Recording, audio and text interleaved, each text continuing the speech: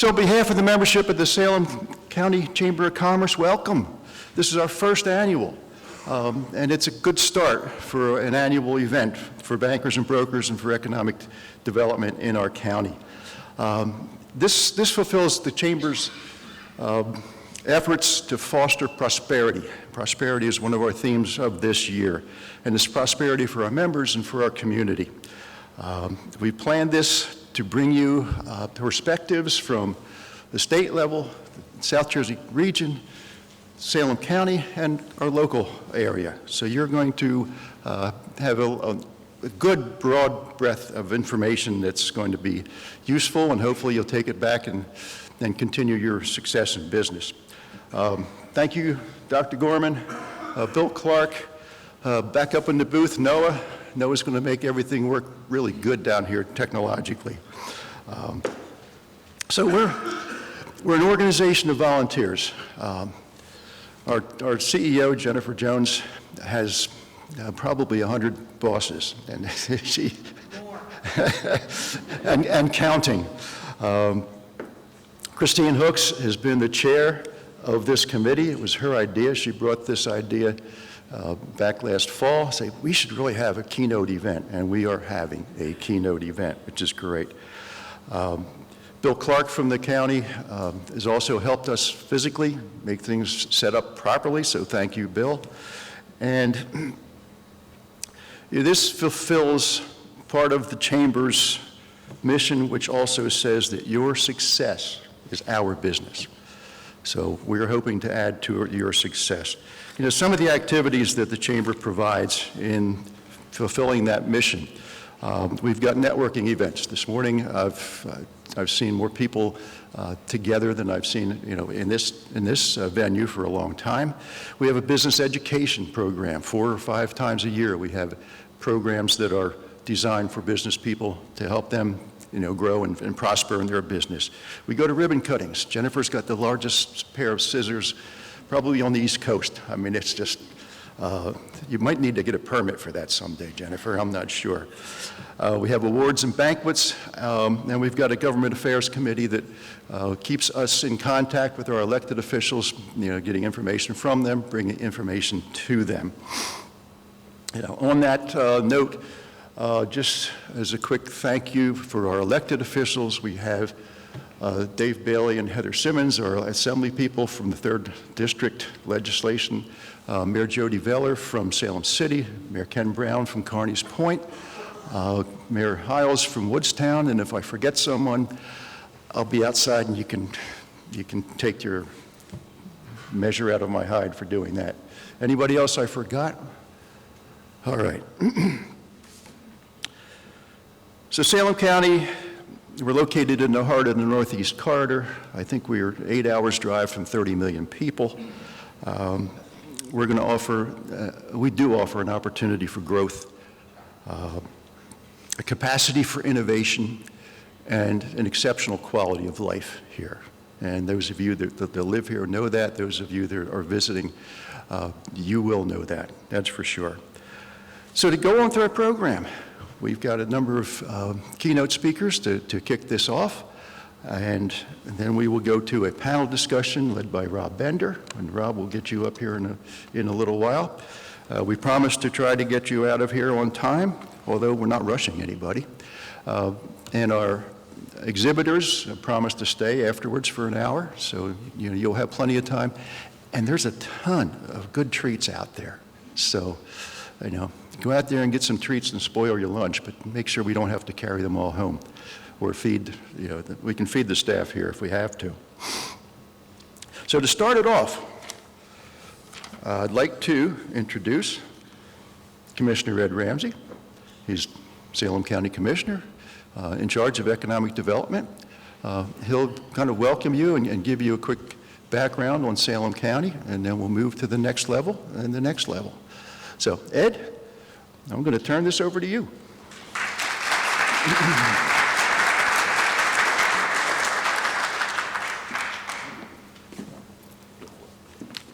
Good morning, and welcome to the first annual Bankers and Brokers Forum here. I want to commend the chamber to start with and the committee that put this together. This is a fantastic turnout for the first time. All the vendors out there, so congratulations. The county appreciates it. I want to welcome everybody here this morning on behalf of the Salem County Board of Commissioners. Salem County's on the move. A lot have been said over Salem County over the years. We've had our difficulties, but over the past 5-6 years, things are really looking up. I just want to highlight some of the things that have been going on in Salem County. Starting with our warehouses. As you know, we've become a warehouse county across the state here. Since 2016, we've built over 4,100,000 square feet. We have another 3.9 million under construction at this time. There's an additional 1.7 million in the approval process. Was approved in 2023 for construction. And we have 8.9 million square feet under approval process now. Route 40 in Piles Grove will be, the 4-lane will be extended almost to Cowtown due to the warehouses. Our Salem City Port is currently under a $16 million Phase 1 upgrade with a $10 million grant on behalf of our two federal senators, Mr. Menendez and Cory Booker, along with Congressman Van Drew. We'll be replacing the bulkhead. The whole berth area will be redone for a high-level weight. The entire uplands will be raised 7 feet above floodplain. So that will allow us larger ships coming in, and there'll be several other improvements. Our railroad continues to chug along wonderfully. It was finished about 4 years ago. We took on our new operator, SMS Rail Lines, about 3 years ago, and they have just done a phenomenal job. We have passenger trains, which are all antique vintage cars. The engine will be coming online shortly. They have done over 13,000 riders in the past year. They're doing cargo. They're currently expanding their yard in Piles Grove, which will include a railroad museum, passenger terminal, and a transload yard.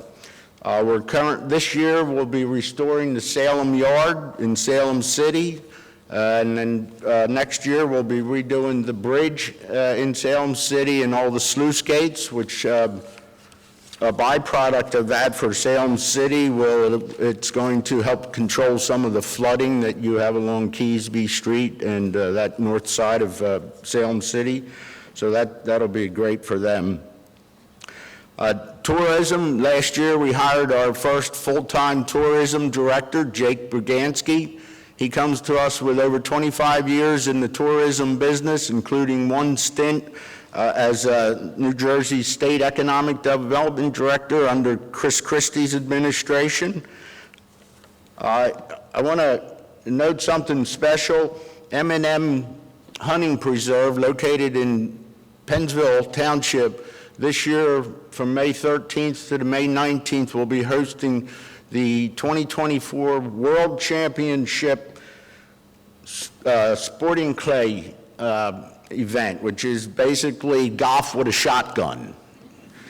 It will include over 1,900 shooting contestants that are coming in from literally around the world.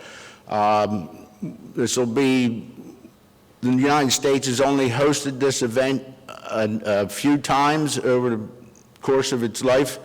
So to bring it to M&M is really just a big, big deal. That weekend we'll be bringing in over 4,000 people, literally from around the world, that will be here in Pennsville for the event. If you get a chance, it will be free attendance, so you know it's a fun sport if you've never tried it before. From an economic point of perspective, the Salem County Board of Commissioners received a grant in conjunction with Cumberland County for what they refer to as the middle mile infrastructure, which is high-speed internet access. So that will bring the system in to be able to get to all our end users that don't currently have access now. It will be a motivating driver for new business. One of the things industry looks for when they come to an area is your internet access and how good that is. Additionally, from the residents' perspective, all your dropped cell phones that we're accustomed to hearing as we drive through the county, that will come to an end. You'll have cell service pretty much anywhere within the county and Cumberland County. So that project's currently in design phase, and it should take probably about a year and a half or so to complete. Just recently, Salem County became a film-ready county.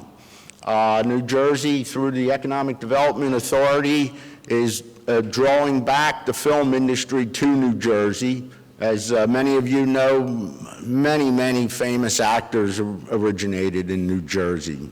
And so that's coming back. We recently just completed our first filming from Glass Entertainment Group. They used our old county courthouse for a true crime series, and we look forward to more film production. Part of what is good about the film production is the use of local small businesses, from motels, hotels, entertainment centers, hardware stores. It's a phenomenal how much business that draws in when they come in with a production team. These teams range from anywhere from 35, 40 people to a couple thousand people. They could be here, as in the Salem Courthouse, they were here for a day, and they had about 35 people. A long movie lasts 4, 5, 6 months, and they could bring in thousands of people. So they're here locally, spending locally. Let's see, I talked about that. Other than that, I would like to, again, welcome everybody. I'm looking forward to the panelists, very much to hear from them, and keep on growing Salem County. Thank you.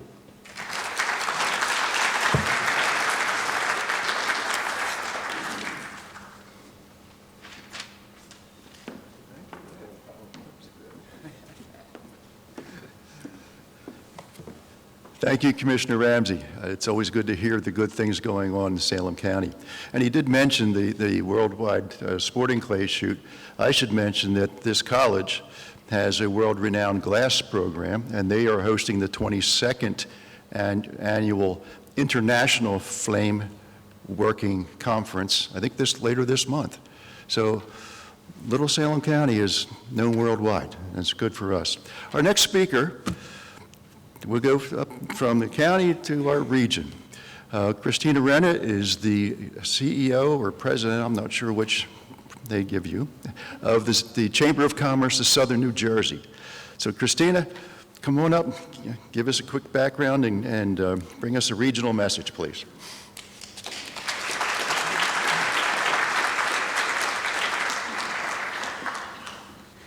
Well, good morning, everyone. I am so happy to be in Salem County this morning. My name is Christina Renna. I'm president and CEO of the South Jersey Chamber of Commerce. And as I always say when I'm in Salem County, anytime I get an invitation to be here, I never say no. Jennifer knows this. Lou knows this. Commissioner Ramsey knows this. Everyone knows this. And so this area of the state is very near and dear to my heart, although I was not raised in Salem County. I was raised in Cumberland County between Vineland and Millville, graduate of Vineland High School. My father, aunt, and stepmother still live in Millville.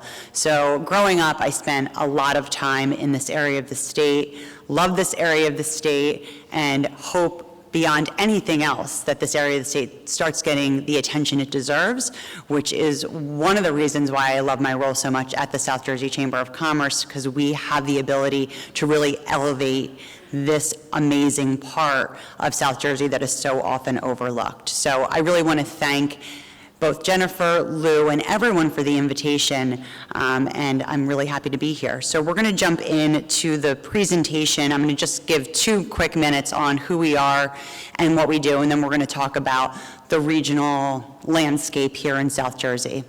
Our chamber is 151 years old. Last year, we celebrated our 150th anniversary. A lot of people don't realize we have been around that long. We were created by Campbell's Soup Company and RCA Victor in the city of Camden as the Camden Board of Trade in 1873. So at that point, we were established because not so much different today, Camden wanted to show itself as a manufacturing and industrial hub that could compete with Philadelphia, and also prove that South Jersey could be a force in these industries. Not long after that, we became the City of Camden's Chamber of Commerce, then Camden County Chamber of Commerce, and in 1988, we became the regional institution that we are today that primarily devotes its time to Burlington County to Cape May County, also northern Delaware, Philly and Philly suburbs. So a little bit about our organization. We have over 1,200 members, a landmark that we just crossed July of last year, and something we're really, really proud of. One of the reasons why this growth in our membership has happened, and when I assumed this role in January of 2020, right before the pandemic, we did take the chamber in a new direction for a lot of reasons, but one of those new directions was what I kind of led with, which is our desire to make sure our Chamber of Commerce is not necessarily a Camden County, Burlington County centric chamber, but we're really doing our best to represent the entire region. That message has resonated. So many of you in this room are active chamber members, but we really need more from deep South Jersey to continue to make our chamber more cohesive and more representative of the entire region in which we serve. But that growth and that geographical priority to us to continue to grow has a lot to do with some of the stats you're seeing on the right side of the screen. So that's a little bit on our organization's end of year ranking stats, whatever you want to call it. And I just want to give a quick plug to our South Jersey Summer Institute for Educators, which I love talking about, and Dr. Gorman loves it as well and has been helping me out with it. This program is run through our foundation every summer. It's over 30 years old, and it's for South Jersey-based educators. So if you know any teachers that are interested in professional development and not having a summer job, but doing a 3-week opportunity with our chamber where we take teachers all around businesses throughout South Jersey to not just expose them to the businesses in their backyard, but the jobs that are available for their students, whether they are going to go to college or not going to go to college, whether interested in a trade or interested in being an engineer. We want to keep these students in South Jersey, working in South Jersey. This program really dedicates ourselves to the education and workforce development community. It's one we're very proud of. And teachers get $2,000 for participating in the 3-week program. If anyone's interested in learning more about that, feel free to talk to me after this, or I'll just say you could talk to Dr. Gorman as well, who could put you in touch. I don't know where you are, Mike, but I just said that, and there you are. I hope you're okay with that, so thank you. So moving on to why we are here today is to talk about the regional economy, and we're going to get through this pretty quickly. Our Chamber of Commerce is a little bit different as we are active in Trenton, and so hello to my friends Assemblywoman Heather Simmons and Assemblyman Dave Bailey, who I had a chance to speak to earlier. We are an apolitical, completely bipartisan organization that just cares about good policies that further the business community in South Jersey and also the South Jersey region as a whole. So what is out on our table are copies of our latest policy report. It's entitled Long Story Short, South Jersey, a Busy Policymaker's Guide to Understanding a Misunderstood Region. This report, which was completely created in-house at our chamber, basically takes every county in South Jersey and breaks down our similarities, our differences, and with the end goal, the hope that policymakers in Trenton, not from our area, we'll have a better understanding of what makes South Jersey truly unique in South Jersey. A part of why South Jersey doesn't get much attention from Trenton is because it is so misunderstood, but also because at the end of the day, we are a very diverse community. Salem County is completely different than Atlantic County, and Cape May County is completely different than Camden County. So what we wanted to do as the Regional Chamber of Commerce is identify those similarities, because there are far more similarities than people think. Also identify those differences, and then really just pick out those top issues that was the theme woven through all 7 counties, and give this little Bible of all things South Jersey to policymakers to say, read this, it's super easy to digest, learn a little bit, and we really want holistic policies that keep South Jersey in mind as a result. So, I'm going to go through all 7 counties, but not in depth. I'm starting with Salem County, and let me tell you, if you're from Salem County, the point of this report is not for you to learn anything about Salem County. These are all things you already know. Again, the point is for people from Essex County to learn about Salem County. And what we point out in all of the pages of this report is, again, our opportunities for economic growth and workforce development, the obstacles to it, and then at the end of every section, we pick out the 3 policy suggestions our chamber thinks could help further that region forward. And here for Salem County, we talk again about wind energy, which Commissioner Ramsey, of course, just talked about. You know, the need to correct the food desert situation here in Salem County, and the film industry, as Commissioner Ramsey also mentioned, and the opportunities there, how Salem County is really perfectly positioning this county. I use Salem County as an example of a county that's taking the right steps to make themselves absolutely the best opportunity to bring film to South Jersey quite often. And so that's there on Salem County, but you already knew all of that. So looking at, again, our region, Atlantic County, we talk about the stability of the gaming industry, the need to make sure, for better or for worse, our casinos stay strong. 2 decades ago, we had 50,000 casino workers in South Jersey, living in South Jersey. Now we have 22,000. So the casino industry continues to downsize, even though we do have so many casinos still in Atlantic City. We need to protect not just the industry, but more importantly, the jobs that come along with that. Transportation is a theme woven throughout every single county, as we all know. I call South Jersey a transit desert, and especially here in Salem County, that is not something lost on you. And Atlantic County is doing a lot in aviation, a lot like how Salem County is doing a lot in wind and film. I would say aviation is their, true budding industry that they're investing a lot of time on there. In Burlington County, we talk a little bit about the River Line, which runs from Trenton to Camden, and how we need investments from New Jersey Transit to make this line actually viable, market it so people know it exists, make it consistent. Public transit, again, continues to be a theme woven as a problem for all of South Jersey. Affordable housing measures in Burlington County. Burlington County's homelessness population has risen exponentially over recent years. Affordable housing is nothing unique to South Jersey, but certainly an issue Burlington County is facing. And warehousing policies. Commissioner Ramsey talked a little bit about that in Salem. Warehousing is very complex. As we know, some counties love it, some counties hate it. Some municipalities love it, some municipalities hate it, most residents hate it. But at the end of the day, it does provide jobs, ratables, et cetera. And so that is definitely a concern for Burlington County. Looking at Camden County, we have to talk again about food deserts. Obviously, the city of Camden is the largest food desert in the state of New Jersey. Repurposing empty office buildings, Camden County is faced with tons of open commercial space, and possibly flipping that into housing, because they desperately need housing as well. And the Glassboro-Camden rail line, a very controversial line, but would add mass transit, a rail line from the city of Camden to Glassboro, connecting those 2 eds and meds hubs. And at the end of the day, economic development possibilities are plentiful should that line come to fruition.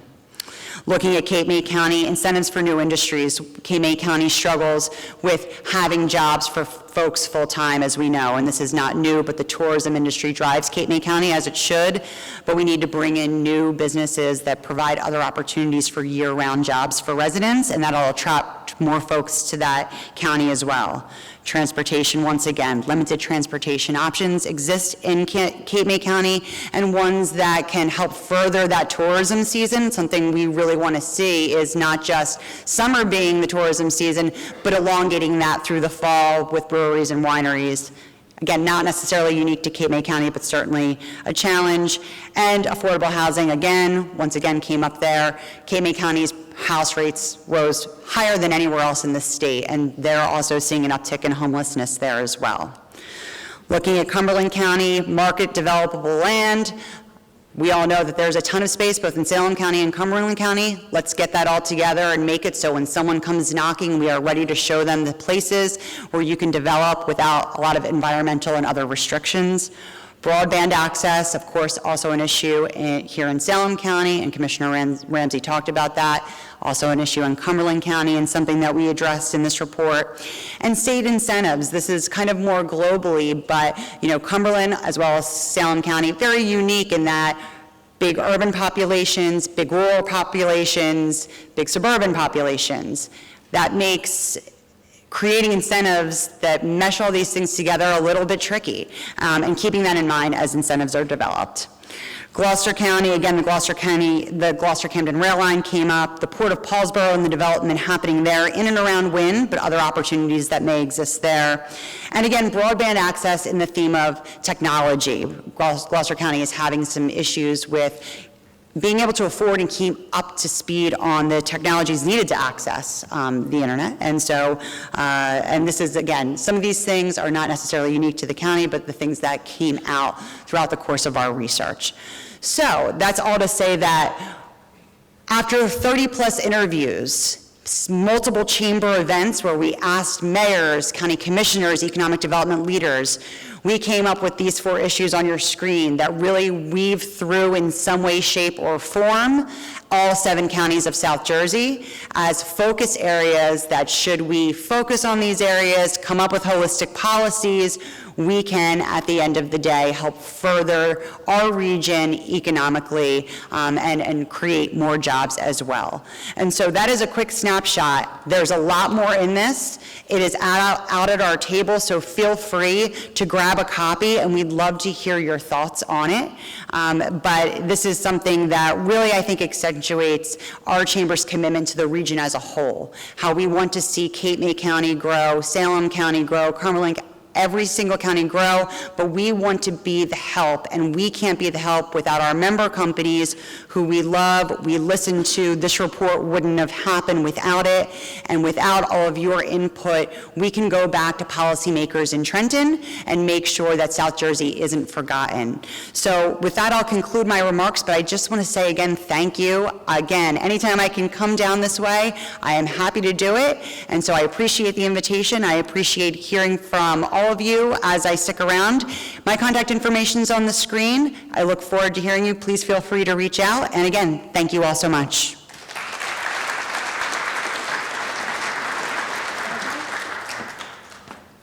Christina, thank you. It was interesting. You started out with Salem County and our three unique aspects, and the further along you went, the more similarity between all of the counties, among all the counties, with our issues and their issues. So we look forward to working with you to help address those. Wrapping it up, from our state level, Mary Maples, Senior Advisor to CEO Tim Sullivan. Mary, I think you just had a challenge handed to you on how to help us address our issues. So Mary, please, welcome.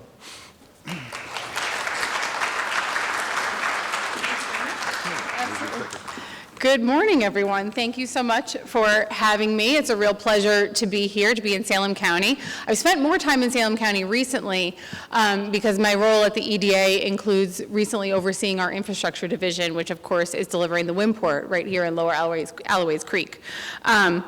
But By way of quick introduction, I am the senior advisor to our CEO, Tim Sullivan. I've spent about 20 years so far in public service, the first half of which I was down in DC at the Central Intelligence Agency, which is obviously very similar to the New Jersey Economic Development Authority. We can talk about those similarities later. But then the last almost 10 years, I've been back home here in New Jersey working for state government over the past 2 administrations in a variety of different roles. And I'm really passionate about it, and it's just a pleasure to be here and talk with you about what one aspect of New Jersey government is doing to help our state. As I think about, what we've talked about and the uniqueness of Salem County and also the breadth and the scope of what New Jersey offers, Christina and I were just talking earlier, this is why I think New Jersey is the best state in the country, because no matter what kind of lifestyle you want to live, there's a place for you. My husband's not from New Jersey at all, and 10 years ago when I convinced him to come home with me to move to New Jersey, and he grew up for the first 10 years of his life across from a dairy farm in upstate New York in a log cabin that his parents built, and the last half of it before he went to college on 55 acres of a Christmas tree farm with a neighbor that was a horse named Honey. Coming to New Jersey, I was able to convince him because of the breadth and the scope of culture and lifestyle and resources that we have. So it's a pleasure to be here, and I look forward to talking further. So one of the things I thought we'd start with is just a history of the EDA. For those of you who don't know us or don't know us very well, we're celebrating our 50th birthday this year. No, we're not buying Harley Davidsons, we're not having midlife crises, but we have had quite an expansion in our duties and in our scope over the last 50 years. Founded in 1974, we were originally viewed and tasked with being the state's bank. So people traditionally thought of EDA as an organization providing bonding capacity and loans to businesses. Then 1992 and later in 2013, legislation was passed that expanded the EDA's ability to engage with the business community by creating incentive programs and being able to make direct investments in businesses and economic development projects. So that's more recently what a lot of people think of when it comes to EDA. I hear a lot about, tax credits, that's what EDA does. 2018 comes along and Governor Murphy envisions an expanded role and sets out the stronger and fairer strategy for the state of New Jersey. So over the last 6.5 years, that's been a guiding policy framework for the way EDA approaches engaging with New Jersey and tackling some of the problems that we've been talking about today. After the pandemic in 2021, there was legislation passed called the Economic Recovery Act of 2021, where $14 billion in incentives were driven towards the EDA to generate programs that span a wide range of sectors and issues. So everything from job growth, catalytic development, brownfield remediation, historic preservation, Main Street programs, clean energy, the list goes on, but incredible amount of growth and expansion in the sectors and in the reach of where EDA can be helpful. So we've been working on all of that over the last 6.5 years, and specifically, I want to talk a bit about the momentum we've seen as a result, not only as a result of the work of EDA, but of all of the strength of our businesses and our economy here in New Jersey. So just a couple of key statistics. So in 2023, CNBC ranks New Jersey as the most improved state for business, climbing 23 places in America's top states for business. We started at number 42 in 2022, and last year we're ranked number 19. Pretty incredible growth for 1 year. We now rank within the top 10 states in the nation based on venture capital and dollars invested. And our credit rating has been upgraded 6 times since March 2022. So some pretty key markers for the growth that we see here in New Jersey. Of course, in the economy, we have been working to bolster up-and-coming sectors. We've talked about wind, we've talked about film. Certainly, we would add to that sports betting, cannabis, and others. We've been working to fuel the growth of also the established sectors. We have a lot of long-standing sector development going on in the state, and we continue to focus on those as well. So things like technology, pharmaceuticals, logistics, things that you're very familiar with. We've also been focusing on small businesses and main streets. That's been a real priority, especially post-pandemic and with the funding that we got through the Economic Recovery Act. So looking at ways where we can continue to support and strengthen the small business main street community has been a real priority for the work that we do. So Chairman Joyce asked me to take a little bit of time to talk about the programs that are notable here at EDA, and sort of taking a nod from Commissioner Ramsey's mention, I thought I would take somewhere between, I guess, birdshot and buckshot in how we think about the programs. With a lot of funding came a lot of program growth at EDA, so over the last number of year or two, well, maybe 6 years or so, we've grown over 60 new programs. So I'm not going to cover all 60, but I did want to highlight just a few. So from the small business perspective, we'll start there, highlighting 3 different programs here that are designed to infuse cash and loan capabilities, grants and loans, to strengthen small business. So we've got the Small Business Improvement Grant Program, which is designed to reimburse the costs for building improvements and the purchase of furniture, fixtures, and equipment. Those awards are up to an amount of $50,000. We then have the Small Business Lease Grant Program, which is designed to offset lease payments for businesses leasing new or additional space. Those grant awards are in the amount of about 20% of the annual lease. And then we have some micro business loan programs that provide financing for up to $50,000 to eligible micro businesses in New Jersey with 10 or fewer full-time employees. So that's a micro business, and no greater than $1.5 million in annual revenue. Just a selection, there's more, and I should have said at the start, we have a wonderful cast of teammates here from EDA. I encourage you to engage with them, and so if there's something I'm not talking about here today, but you're wondering if EDA has a program or an interest in it, the answer is probably yes, and there's probably a conversation we want to have. So please stop by our table, certainly leave your information. We want to hear from folks as often as possible, so always reach out. So we're in Salem County. I can't be in Salem County without talking about wind. And as we've talked about, it comes at a lot of different angles. Focusing on clean energy has been a big priority over the last 6 years at EDA. And so that priority shows up in a number of different ways. We have the Offshore Wind Tax Credit Program, which provides $350 million in tax credits as a reimbursement for capital investment in offshore wind and supply chain facilities to create at least 150 full-time jobs. So the big thing with wind, when you think about, and this is something that sort of has been more recently clear to me as I've engaged over the last half year or so in this work, clean energy isn't just about the environmental aspect, it's also about the job creation, and that's what's so critical here in Salem County. We've got our wind port in Lower Alloways Creek that I'll talk about in a moment. So you'll see these programs are designed not only to help ensure that we have a robust offshore wind industry from the environmental perspective, but also for the manufacturing, the marshaling, the jobs that it creates. We're growing a whole new sector. We at EDA also run the Wind Institute for Innovation and Training, coordinating and galvanizing cross-organizational workforce development, education, research, and innovation efforts in support of the offshore wind goals of New Jersey. And lastly, we have the New Jersey Clean Energy Loans Program, which is a co-lending program for small businesses looking to finance those clean energy programs. The awards are between $250,000 and $10 million.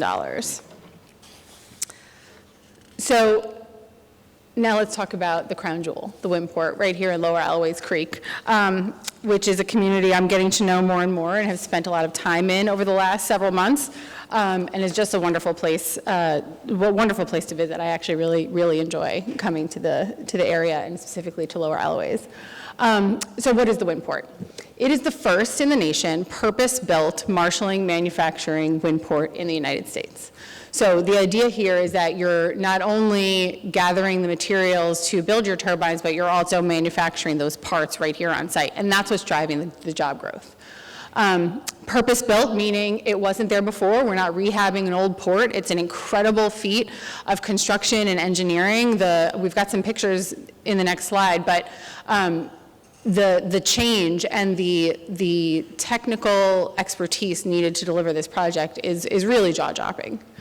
We're looking at over 200 acres of property to enable that co-location of marshaling and manufacturing, which we think is a real value add for what will make New Jersey a hub on the East Coast for this industry. It's not just manufacturing, it's not just marshaling, but both in the same spot, which is of particular interest to the offshore wind developers. Our first phase is 100% publicly funded and financed, and the first part of that first phase we expect to complete in the spring. So you'll be seeing that first parcel come online in the coming months.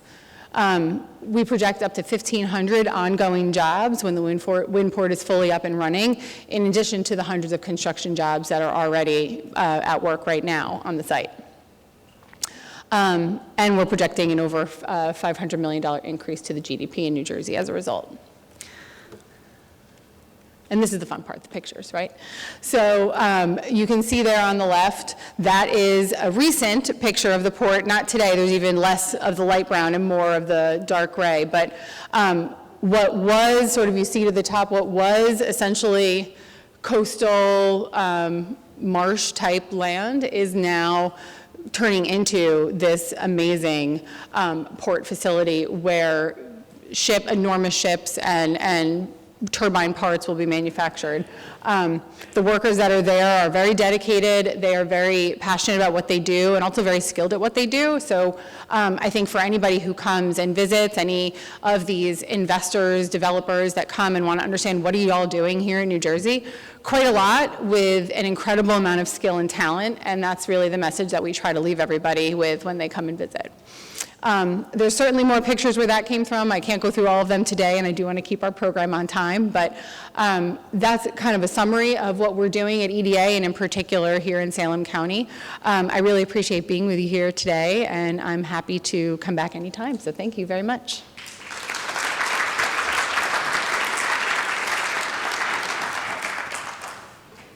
Thank you, Mary. Thanks for the message.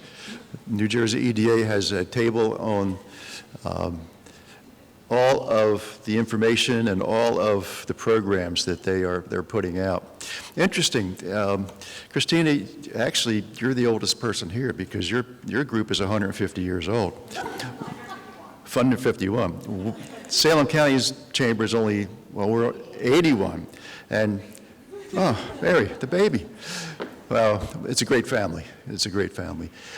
Rob Bender is going to conduct the next phase of our with the panel discussion. Panelists, come on up. Rob, you're going to take it over from here and set up the panel and help our folks bring some local and informational aspects of a different perspective. Thank you, Lou. Appreciate it. So last night we had the State of the Union. Today we have State of Salem County and State of South Jersey. So I'm excited to be here and host this panel. My name is Rob Bender. I'm the Chief Lending Officer with the First National Bank of Elmer. We are a proud member of the Chamber, and we've been headquartered in Salem County since 1903. So we're not quite as old as South Jersey Chamber, but we're getting up there. So on the way in, I don't know if anybody took, most of us probably took 40 on the way in. You saw the former East Coast sod property. It's all marked out, tons of machinery out there. You know, that is just one of many signs of a lot of things happening here in Salem County. So that is, you know, amazing. So Southern New Jersey and the Salem County, you know, have a lot of exciting things happening. So now we're going to kind of get into boots on the ground. These folks here with me are boots on the ground to give us a perspective of what is happening in real estate, banking, development, and a couple other topics. So at this time, I'd like to introduce Kevin Gabala, Senior Vice President and Regional Vice President for TD Bank, John Bebo, who is a developer with Tri-County Pest Control and also Tri-County Real Estate Management Company, and Leor Himo, who is the President and CEO of Vantage Commercial. What we'll do real quick, if we could, we'll start off with, if you guys just take a minute and give a quick introduction of yourself. I always find it easier if I let them talk about themselves versus me, because they do it much better than I would. So if we'll start with Leor. Yes. Go ahead, Leor. Hi, thank you for inviting me, Rob, and everybody here. Leor Himo, I am the President and CEO of Vantage Real Estate Services, a commercial real estate brokerage firm. We're headquartered in Cherry Hill, New Jersey. We do have a few projects going on right here in this county. We also have an office in Philadelphia. Good morning, everyone. Really good to be here. Kevin Gabala, Regional Vice President with TD Bank. I lead a commercial lending team in southern New Jersey, primarily around 5 counties, Salem County being one of them. I personally live in Cumberland, not far from here. 22 plus years in commercial banking. TD Bank is a top 10 banking institution in the nation. We are corporate headquartered right here in Cherry Hill, about 20 minutes away, which is nice to be in this region and to have a lot of our approvers and executives living in this area, in this market. Also, TD Bank has around 1,200 locations, Maine to Florida, East Coast Bank. Fun fact of the day, if you don't already know this, the TD in TD Bank stands for Toronto Dominion. That is our Canadian parent company, and really good this morning to see a lot of friends and fellow bankers who got a minute to catch up with out there in the lobby. Thanks, Kevin. John Bebos, excuse my voice, I'm struggling today. My wife's happy about that, and I tried to get out of it, but Christy Myers wouldn't let me. So, local business guy, been here for 40 years.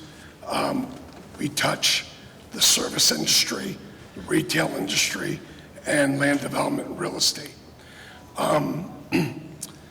We employ over 100 people in Salem County, and so we see what's happening here in Salem County.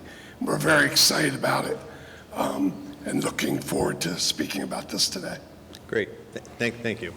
So we're going to start off with a couple of, I'll call them softball questions that I'll ask each of you, and then we'll kind of get into some specific questions. So we're going to start off with, during the year 2023, we saw historic increases in interest rates. How did they impact your specific industry?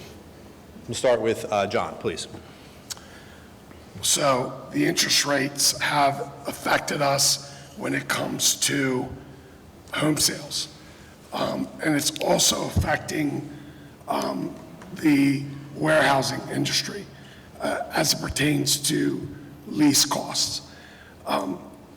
In the rental side of things, the interest rates have really driven up the rental market. And it's simply because of the fact that the higher rates have taken some people and put them on the sideline for home ownership.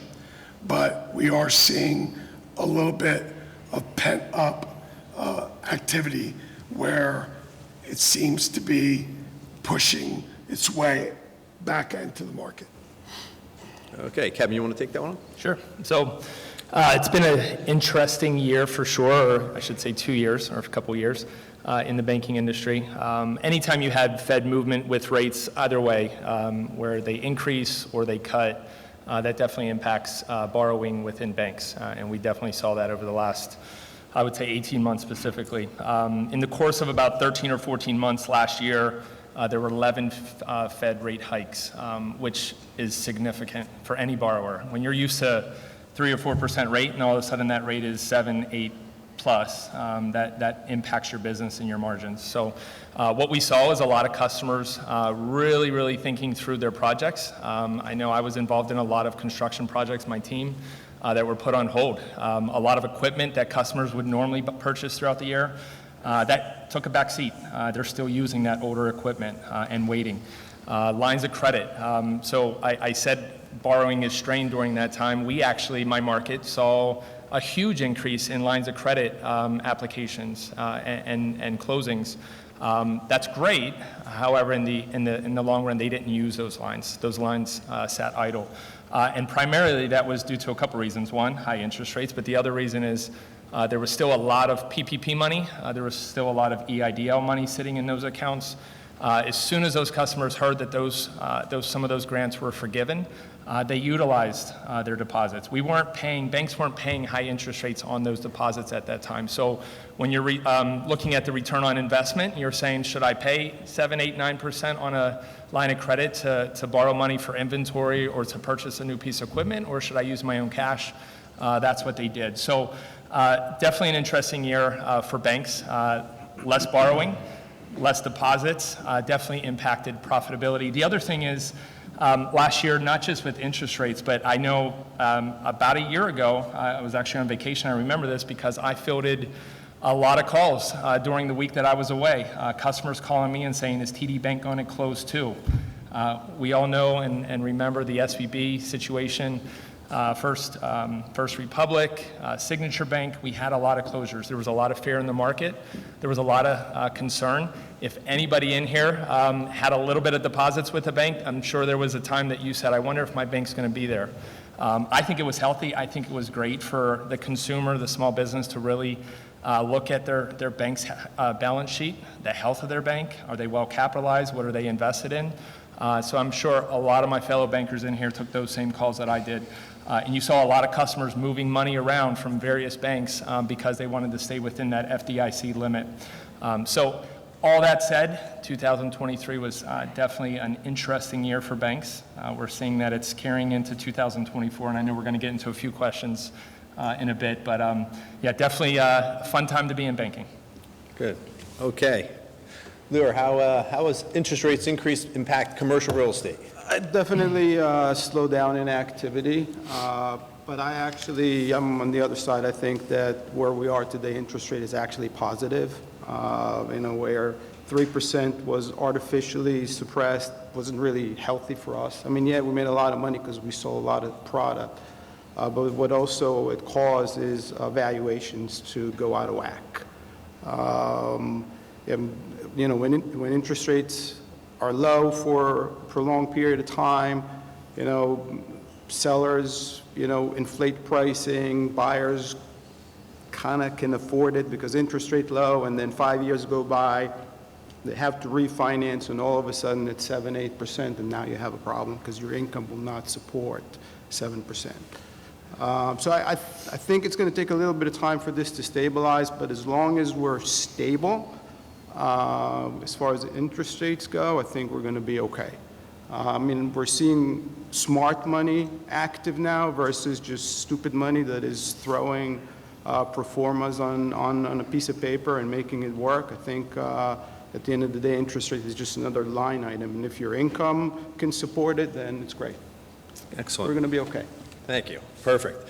Okay, so we're here in Salem County. The next question is, what is your, and we touched on this a little bit, but what is your 2024 forecast for local real estate?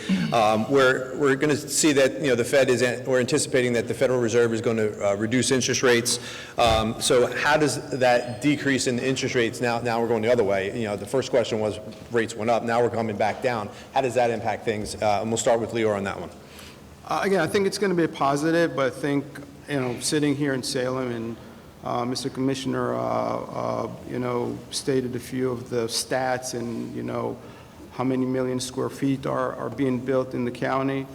So I think it's a positive, but I think, workforce, where are you going to get it? There are 65,000 residents in the county, with about half of them employed.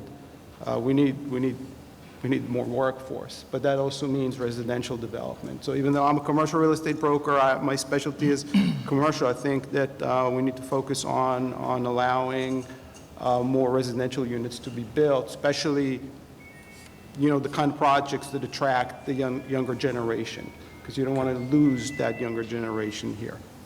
So I think tackling both, allowing the type of developments that we're seeing coming online and building the housing to support the workforce to move in. Excellent. We're actually going to skip over to John on this next. John, if you could add to that, if you have anything to add on the residential component. So we're seeing a lot of uptick with planning on residential development. Salem County alone, I'm involved personally in 3 large developments that we are in the planning stages of and hoping to have them hit the ground sometime in the third quarter of '24. So we are seeing and anticipating the rates to not only get the housing market going again, but also a big thing with lower rates is homeowners have more of a disposable income to spend with the local Salem County businesses is another important factor for economic growth in Salem County. Yeah, I think with Commissioner Ramsey had mentioned, all the square footage that's being built on the commercial side the folks that work there, we need to find the workforce, and obviously, they need the household to reside. Kevin, you want to take a stab at that one? Sure. So definitely some positives, I think specifically for Salem in this area.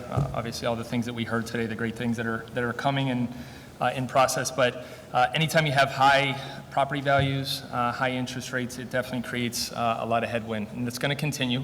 It's great to hear that the Fed is talking about lowering rates. They've been talking about it since the fall.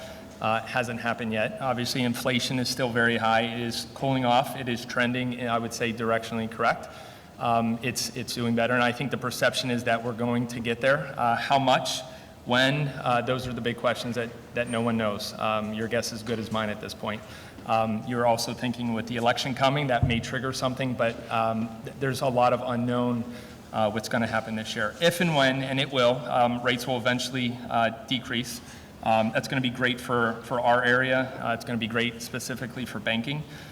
We are going to see those projects pick back up, the ones that have been on hold. You're going to see a lot of equipment requests. You're going to see our businesses, consumers look to get back in and start purchasing. I think as soon as that perception is that things are better, that will automatically trigger spending and definitely profitability for, I know, a lot of local businesses and the bank. The other thing is, I'm going to talk about one thing, strategy. I know I talk to my team regularly.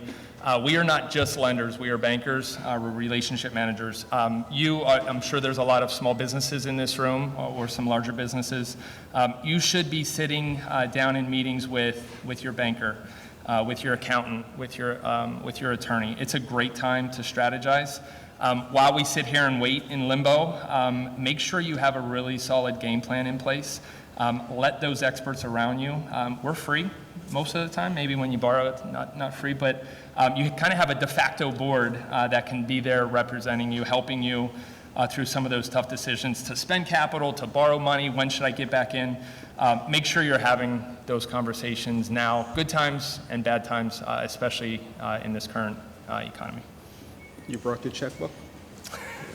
I have a few people in the audience. Kevin's got free samples in his car. All right, let's get into a couple specific questions. We'll start with Lior. Specifically in the commercial real estate market, I know you guys are very active, see your signs all over the place. Can you talk a little bit about the commercial real estate market in the 295 corridor? I guess we're seeing some development in Salem County up through Gloucester County. If you could maybe talk about that a little bit. I think everything that we're seeing, I just think it's not enough.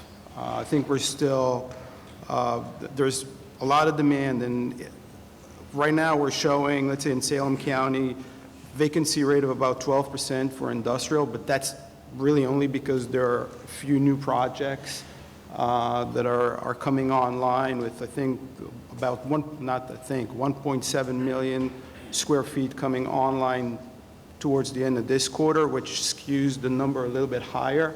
Historically, it's been 7%, which is low.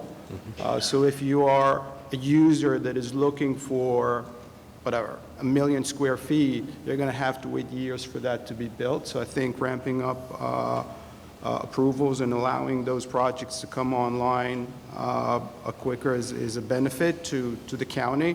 I know Christina talked a little bit about, the initiatives that they're trying to work on, but really streamlining approvals and allowing, and it is a controversial topic because not every town wants it, not every municipality wants, a big warehouse on the road. I understand the dynamics, but, you think jobs, you think, residential development. I mean, I think it's a positive trend, like to allow more. I mean, great example is Gloucester County. The average sale price of a warehouse in Salem County is $68 a foot, existing warehouse. The average per square foot sale price for a warehouse in Gloucester is $175 a foot. Wow. Almost triple. There's a whole lot more inventory there, a lot more users up there. GDP in Gloucester County is $14 billion. Salem is 5-ish. So I think more development will attract more commerce, and it just let's bring it down. Got it. Okay. Lastly, is there anything else in the audience, do you think the audience should know related to commercial real estate? Besides, come to you guys How to buy. long do we have? It's different than residential. I know it's real estate. We're dealing with manufacturers, we're dealing with pharmaceuticals. It's a little bit of a different industry as far as we're concerned. It's very interesting, develop great relationships with people in this room. And it's the way of the future. Okay. All right. Thank you. Go back over to John now. Salem County has seen some serious interest in real estate development. You're very familiar with all of that. We have the Windport, we have the Salem City Brownfields redevelopment. Can you please provide some insight related to specific local real estate projects in Salem County and surrounding areas, and any insight you have on the residential market conditions? You had already touched on that. If you could just expand upon that a little bit. It's a really exciting time for Salem County. But one of the big issues that we're going to be struggling with, and we're dealing with every day, is infrastructure. Salem County is very behind the infrastructure 8 ball. And I can say that without sewer, without water allocation from our state agencies, it's very hard to develop in Salem County. Carney's Point, which obviously I'm very familiar with, and I'm the Director of Economic Development for the town. We are the smart growth corridor for Salem County. We have a tremendous amount of activity right now on the Route 40 corridor, Route 48 corridor, and our town, our Mayor Ken Brown is here today. We're working very hard to double the size of our sewer plant. Right now, we are at 1.3 million gallons a day with a proposed $70 million expansion to increase that to 2.6 million gallons a day. But those are very, very important parts. At the end of the day, buying the land, some developers are in the room might not agree with this, but buying the land, getting approvals, is the easy part. If you don't have the infrastructure in place, it's nearly impossible. And for Salem County to grow, especially in the smart growth corridor, this part of the county, we need to make investments in our infrastructure. On Route 40, the developers that are bringing in all the warehousing along that stretch from the Cosgrove intersection back down 40 to the McLean area are spending $30 million of their own money to bring that infrastructure in. So when we look at the warehouses, not only should we look at, okay, we're not crazy about the tractor trailer traffic, but they are putting assets in the ground for our families to utilize for generations to come. So those investments are very hard to put a price tag on. Excellent. Thank you, John. All right, so this next question, we're going to switch it up, get away from real estate. We're going to get into banking, and I may have a couple questions that you're not prepared for, because I know a couple things about it. So, Kevin, why don't you give us an update on banking? My comment would be there has been a wave of recent mergers and acquisitions dating back to 1980s, where there were over 14,000 banks. Today, there's just over 4,000. Do you believe this will continue into 2024 and beyond? And briefly discuss how the digital transformation is impacting retail and business clients. Okay. So some loaded questions there. Loaded. Couple different parts of that. So do I think that acquisition and merger will continue? I absolutely do. Yes, this year, next year. Just was reading that there were 91 acquisitions in banking announced last year in 2023. That's a lot, considering there's only 4,000 banks out there. Not all of those went through. Some of those are still being worked through. Most recently, we just, 2 weeks ago, I think, 2 or 3 weeks ago, we heard the announcement which impacts a lot of you in this room, Discover and Capital One. That's a large, 2 very large credit card companies. I'm sure many of you have their credit card in your pocket right now. that came together. I think the perception is from a lot of us, even me at times, is whenever you hear acquisition, merger, whether it's a bank or a company, who did something wrong or who wasn't doing well or growing. And that's not necessarily always the case. It is in some cases, but in a lot of cases with banks especially, we are always looking at efficiencies. How can we do it better, cheaper, faster, more efficient? It is very, very difficult for businesses in this room to grow organically. We all know that. The cost of everything has gone up significantly. So to make profits, it's very difficult. When you're putting a lot of time and effort into just finding human capital, I know at our bank that's always a challenge, and a lot of banks in this room, finding good people, good leadership, products and services. I'll talk in a second about technology, but we always have to be advancing. It's very expensive. So when you have two decent organizations that are struggling through and they join, sometimes that's a great thing. Not everyone likes it. Some of the customers are definitely impacted by it. Some of the employees are impacted by it, but sometimes those acquisition mergers are a positive thing. Talking about technology, I don't want to get into AI because I figured that was going to be on there and you left it off. Thank you. That's next year's agenda. We're just touching the surface with that with banking. We're starting to use it. I think a lot of banks in this room and companies are already going down that road, which we will have to. But products and services and being advanced, we cannot become complacent, banks especially. I know for me, I work at a bank and I'm probably in the branch store location maybe once a month if I have an issue or I need to go see somebody. I'm sure many of you in this room occasionally frequent branches. I'm old school. I still think you need brick and mortar. If you have an issue, you want to go talk to somebody and see somebody. But right now, every one of you probably checked your account today or did something on your phone, your computer. It's all about streamlining that and making sure that the customers are able to get to whatever they need quicker, faster, cheaper, better. And usually that's at your fingertips. So we're putting a lot of time and energy, money, capital into products and services. Something I'll bring up, TD Bank, 2 weeks ago, that just got loud.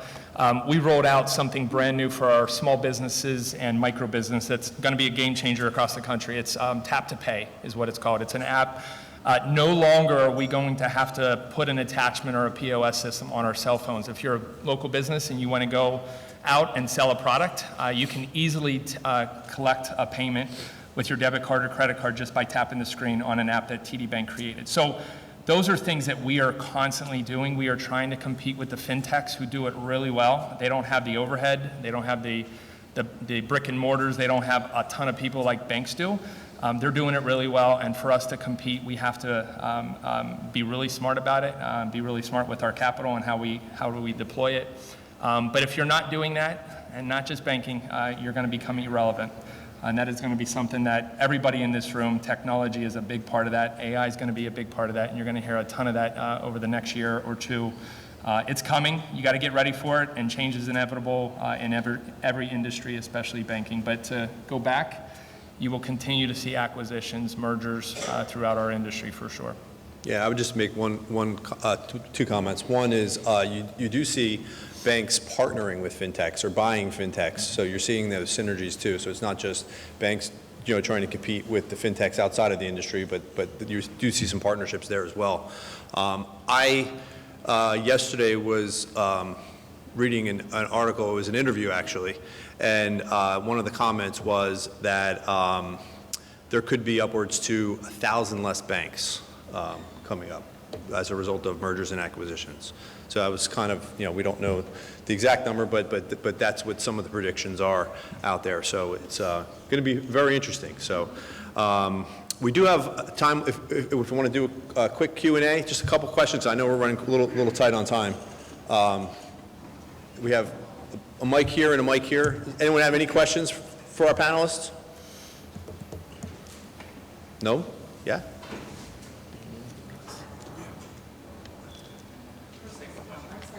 All right, go ahead. Comments are good. I can see. This is number 2. Yeah. Go ahead. We have the first one. Okay. Go ahead. Anyone have any questions? Back there is one.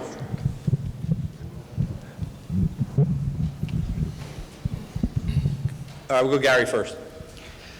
I know when I was looking for office space, I wanted to stay in Salem County, and I had a really hard time finding it. I was looking for office space for like 20 people. Is there any plans for office space growth in Salem County, or is it just strictly warehouses at this point? Supply and demand. I don't think there's enough demand here to justify large office development, which I think everything that we're talking about today, it's going to come. It's just a matter of time. I know Christina mentioned, abundance of office in other counties. Salem has some ways to go. John? Yeah. So Carneys Point Township right now is undergoing a new master plan.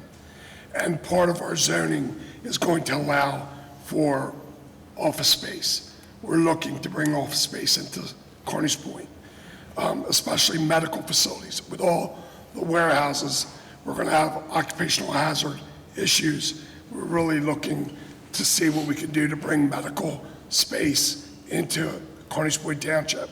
So as it pertains to Carneys Point, yes, we are looking to do that. Okay, thank you. Question up there?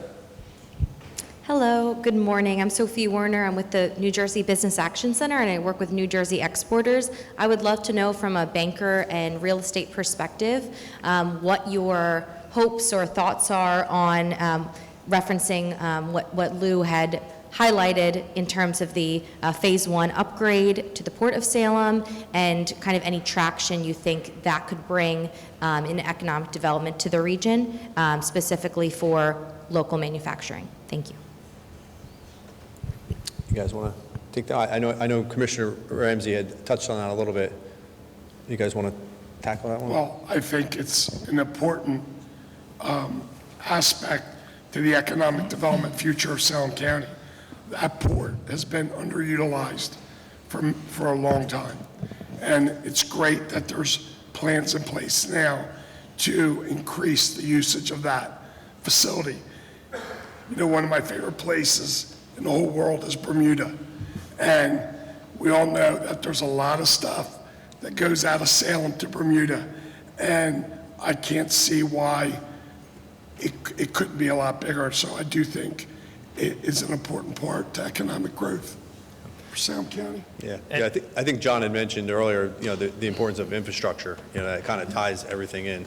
Yeah, I agree with John. Salem, I've been in the area long enough to know that port there that is in Salem could be utilized, and if it's utilized the right way, it could be really good for our region, for our area, and South Jersey.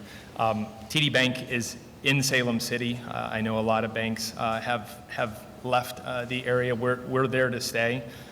There's nothing more than I would love to see manufacturing and businesses and restaurants and just any type of, I know Gary just spoke about having office space, being in town. I'm sure if somebody were to be able to build a structure there, Gary's company may entertain looking at that. I'm really excited at what could come to that area. I think the wind port is definitely going to help, especially with home sales and bringing new people to this market.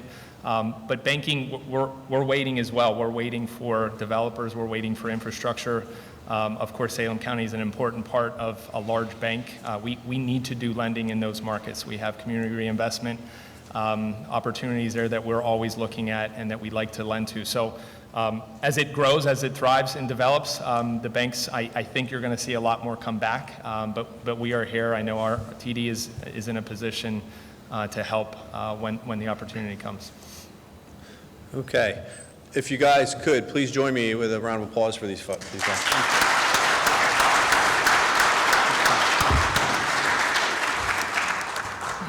I now get to introduce Chris Hooks up to the stage.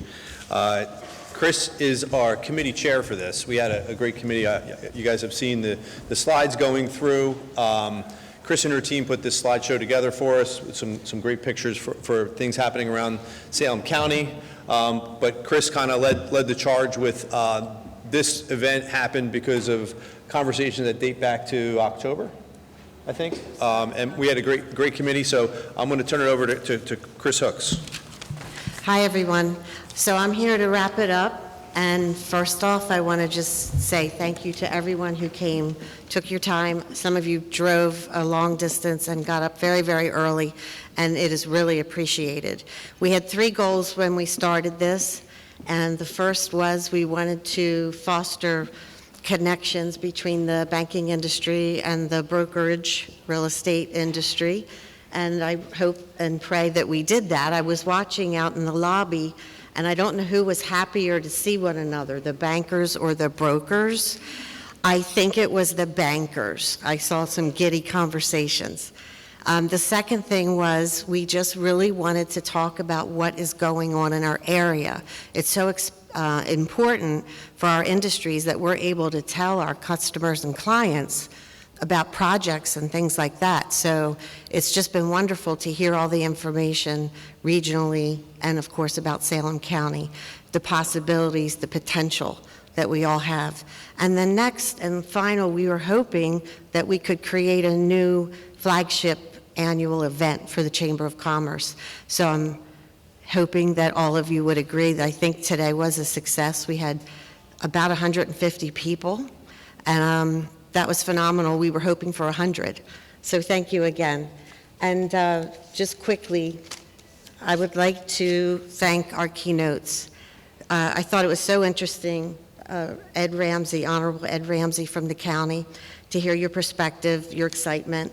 And then Christina, you are very passionate about the region, and I really took a lot from that, and I appreciate your presentation. And Mary, you could speak for 3 hours. I go on your website quite often, and there's a couple programs that I have my eye on, so I definitely am going to hit your table before I leave. And the panelists, that was just amazing to me, to hear the different perspectives, the insights, the knowledge, the hope for the future, learning what we need. I never looked at the warehousing that came in, that it was actually going to help our families and our residences for generations to come. So I thought that was a fantastic comment.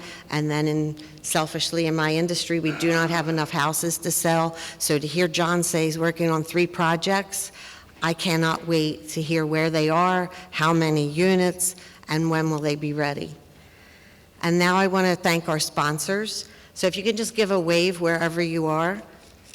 American Dream Realty of South Jersey, Century Savings Bank, First National Bank of Elmer, Fulton Bank, Home Smart Realty, Kirsten Orovec, the Pino Agency, and TD Bank.